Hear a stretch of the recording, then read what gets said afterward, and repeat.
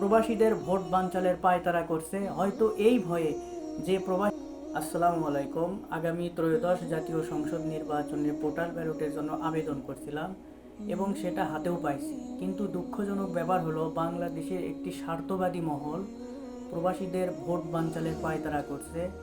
কারণ হিসেবে তারা বলছে এক ব্যক্তি একাধিক ভোট দেবে এবং ইলেকশন ইঞ্জিনিয়ারিং হবে। কিন্তু আসলে কি প্রবাসে এক ব্যক্তি একাধিক ভোট দিতে পারবে? উত্তর হলো না, কোনোভাবেই সম্ভব নয়। কারণ আমরা যখন পোর্টাল ব্যালটের জন্য রেজিস্ট্রেশন করেছিলাম, তখন আমাদের এনআইডি কার্ড এবং আমাদের ফেস লাইভ ভিডিও ম্যাচ করতে হয়েছে।